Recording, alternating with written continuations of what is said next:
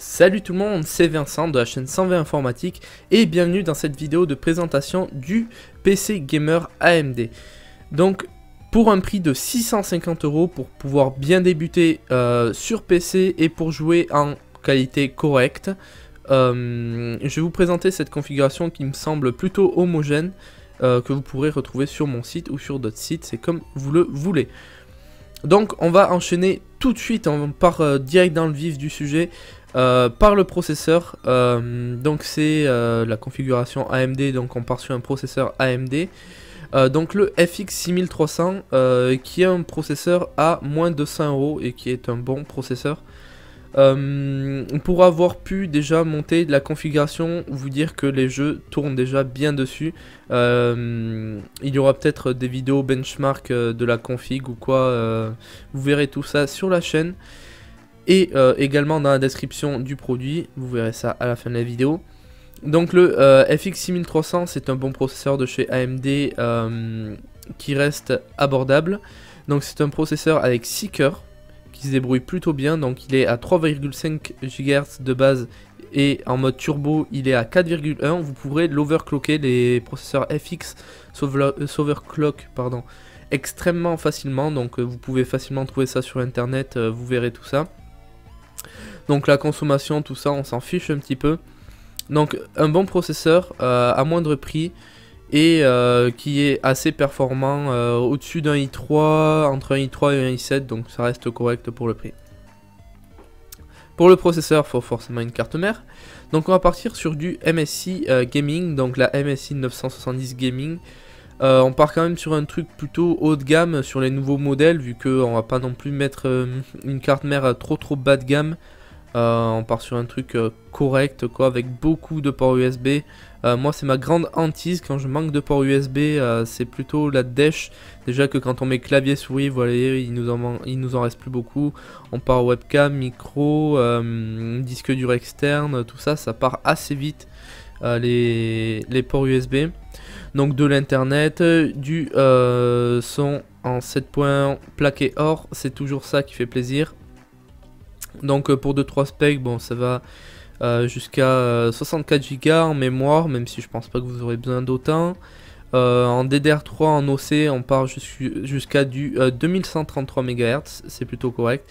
Compatible Crossfire et SLI, donc ça aussi c'est une extrêmement bonne chose si plus tard vous avez une carte AMD ou MSI, qu'est-ce que je dis, Nvidia, qu'on va voir après, vous pourrez en rajouter une autre pour faire du SLI. Donc PCI x16 en 2, c'est plutôt cool. Donc de l'internet, tout ça, du 6 Gb à l'intérieur en SATA, classique, rien de spécial après par rapport à une autre carte mère. Si on a le Killer Audio, je sais plus trop comment ils appellent ça, MSI, mais si vous alimentez ici avec une petite prise Molex, vous aurez dans les jacks le meilleur son tout simplement et un bruit de fond moins réduit, le habituel que vous pouvez trouver sur du jack ou de l'USB sera réduit, donc c'est plutôt bon. Donc une carte plutôt haut de gamme pour du côté de chez AMD pour ce processeur. En RAM, on part sur du classique, du 8 Go de RAM, plus ça ne sert pas à grand chose en gaming. Si vous voulez faire du rendu vidéo, ce qui est possible avec le FX, peut-être partir sur 16, mais je pense pas que les performances seront au rendez-vous avec ce processeur. En tout cas, 8 Go de RAM en 1600 MHz classique, rien de très spécial à dire, garantie assez longtemps constructeur, donc si vous avez un problème, c'est vous renvoyez, vous en recevrez de nouvelles, donc voilà, pour le prix, pas besoin de plus.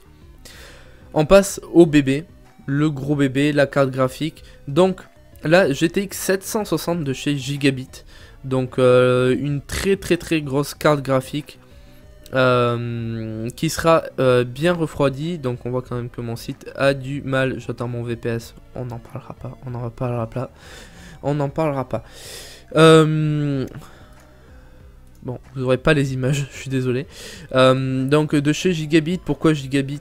Parce que la 760 est un des modèles qui chauffe le plus et qui consomme le plus de la série 700. C'est également le modèle le moins cher. Bon, après il y a la 750 Ti, pardon, en dessous, mais bon, pour jouer correctement une 760 est favorable. Donc 3 ventilos qui vont extrêmement bien refroidir la carte et des ventilos pas trop bruyants. Ça je peux vous le dire. Donc bon, vous verrez pas, mais bon, il y a du DVI, du HDMI et du DisplayPort. Normalement, je l'ai mis, voilà ici. Donc DVI, des DVI et DisplayPort et HDMI classique, ce qu'on trouve sur une carte graphique. Donc avec 2 Go de GDDR5. Voilà. Donc ici, voilà. Donc les DisplayPort, HDMI, DVI. Ici, alimenté avec du 8 et du 6 pins. Donc que vous pourrez retrouver sur l'alimentation qu'on va voir juste après. Donc très bonne carte graphique, fait extrêmement bien tourner les jeux. Et vous pourrez tester ça de vous-même ou regarder des benches. En disque dur, 1 Tera de Seagate Barracuda, Seagate qui est une extrêmement bonne marque. De toute façon entre Seagate et Western Digital vous n'avez pas trop de choix hein, dans les disques durs.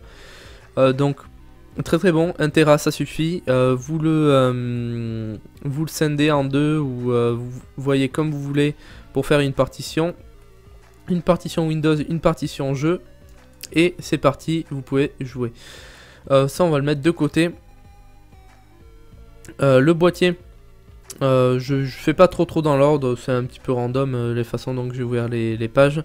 Le boîtier, on part sur un Cooler Master N400, donc un boîtier de chez Cooler Master, c'est marqué dessus, qui est pas trop cher, qui est très bien refroidi et qui est assez spacieux et qui offre pas mal de choix. Notamment pour le rangement des câbles, on voit quand même qu'il y a des passe-câbles ici. Il y a pas mal de place à l'extérieur parce que vous voyez qu'ici il y a... J'essaie de choper la photo. Ici il y a un petit renfoncement là où normalement vous pouvez mettre des ventilateurs parce que derrière il y a... Vous pouvez mettre des disques en 2,5 pouces ici, plaqués au dos, donc c'est pour ça qu'il y a des ventilateurs pour les refroidir. Mais ici ça vous permet de ranger un petit peu plus vos câbles. Avec également 4 ports USB, 2 USB 3, 2 USB 2, très bien, toujours pareil, on manque tout le temps d'USB. Donc il va ATX micro ATX. Donc notre carte mère rentre bien dedans. Donc les dimensions, vous voyez que le boîtier est assez petit pour un boîtier de taille ATX. Plutôt sobre et bien pensé. Avec finition mèche, tout ça. La façade d'avant aussi qui se déclipse sans avoir les connecteurs qui pendouillent. Ce qui est très bien quand vous voulez nettoyer le truc ou quoi. Vous n'avez pas obligé les câbles ici qui vous gênent. Donc ça c'est un gros plus que moi j'apprécie particulièrement. Le processeur, je vous ai fait peur, mais non, on va pas le laisser avec le refroidissement de base de chez AMD qui est pire que celui d'Intel. Donc on va partir sur un petit X3 Evo des familles, un très bon processeur, Ventirad pardon, pour refroidir n'importe quel processeur. Ça fait très bien le taf actuellement, pour vous dire, il refroidit mon i7. Donc en attendant mon nouveau Ventirad. Donc il fait très bien le taf, il sera refroidir le 6300, même si vous l'overclockez un petit peu, je dis un petit peu, allez pas lui mettre des fréquences de ouf, sinon il va avoir du mal. Faudra passer sur plus gros. Donc un petit Ventirad, vous avez les dimensions ici, donc pas très épais, il rentre dans le boîtier.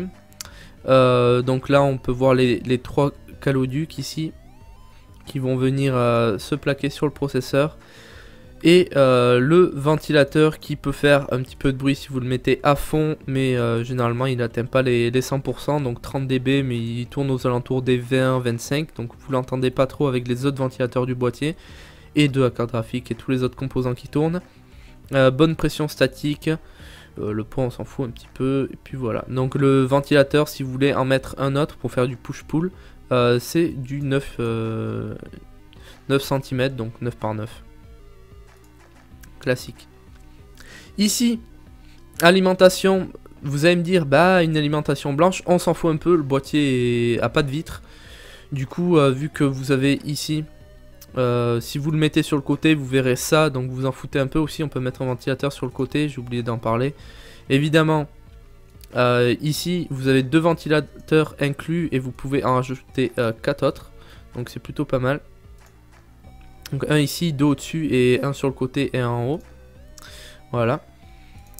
Hop, du coup, l'alimentation, on s'en fout un petit peu. l'EPA que j'ai pu tester, qui est vraiment une très bonne alimentation, assez qualitative, bonne finition, tout ça, rien à redire. Et ce qui est vraiment un gros plus par rapport à certaines alimentations, c'est que vous le verrez en bas ici, les câbles ici sont plats. Donc c'est des câbles plats qui sont vraiment très bons pour faire du câble management. Ça permet de faire des trucs assez jolis. J'en ai même derrière, je vais voir, je vais vous choper ça. Regardez donc. Voilà. Petit truc en direct. Regardez donc ça. Vu que je l'ai ici, vu que je l'ai monté, je garde les boîtes. Vous verrez que les câbles sont plutôt bien finis, du style les câbles PCI Express. Hop là. Les câbles PCI Express, j'ai enlevé le petit cordon là, hop, qui sont plats ici. Je vais décaler un peu ça. Voilà. Ici là, ils sont plats. Et donc vous voyez, bon c'est rouge, on s'en fout un petit peu, mais vous voyez qu'ils sont plats et ça permet de faire des choses assez jolies dans le boîtier. Non, ça c'est pas du PCI. Je suis con. Non. Si c'est du PCI. Donc voilà.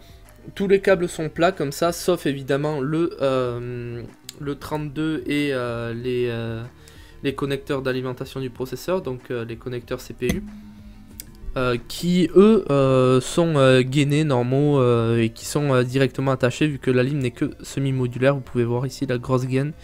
Donc voilà, avec un petit détrompeur de couleur, ça nous permet de nous indiquer. Donc très bonne alimentation que je conseille, pas trop bruyante aussi, c'est ce qui fait plaisir. Et pour finir, pas forcément obligatoire, mais moi je le rajoute déjà pour installer les drivers de carte mère et tout. Ça évite d'avoir besoin d'aller les chercher sur un autre ordinateur, les mettre sur une clé USB puis les installer. Donc un petit disque dur, un petit lecteur CD à pas trop cher, qui fait le taf. Vous allez vous en servir 2-3 fois et après il sera là pour pas grand chose. Mais au cas où, si vous avez n'importe quoi en jeu, pas forcément, tout le monde n'achète pas des jeux dématérialisés, ça permet d'installer des jeux comme ça ou quoi, même pour des vieux jeux PC qui sont plus non plus en démat ou quoi. Donc du coup, vous pourrez retrouver cette configuration, j'ai beaucoup de mal, cette configuration donc pour 650 €. Donc moi je le propose sur mon site, évidemment c'est dur de rester objectif, mais sur mon site vous pourrez sans doute la faire sur d'autres sites concurrents. Donc avec tout ce qui est options, montage, installation de Windows avec ou sans licence. Je vous laisse tout ça dans la description, notamment les composants plus la config. Vous aurez tout, je vous laisse faire votre avis. Il y aura d'autres configurations proposées, notamment pour le même prix avec vite fait les mêmes trucs du côté de chez Intel. Et donc si cette vidéo vous a plu, n'hésitez pas à mettre un petit j'aime, à la partager, ça fait toujours plaisir. À me dire ce que vous en pensez dans les commentaires, que je lis évidemment. Et également à venir faire un tour sur le site, en fait sur la boutique internet. Oui, la boutique internet, ça se dit pas trop, mais sur la boutique. Du coup, je vous laisse, rendez-vous pour la prochaine vidéo. Je vous dis à la prochaine et surtout choisissez de bons composants, c'est ça qui compte. Allez pas faire des configurations mal optimisées. Demandez-moi à la limite si vous avez besoin de conseils. J'hésiterai pas à vous aider en commentaire ou par Skype ou ce que vous voulez. Voilà, du coup je vous fais de gros bisous et je vous dis à la prochaine. Stay in office, politicians, stay in office. I go to Washington and do what you do. I'm Christine O'Donnell, I'm not a politician and not a witch.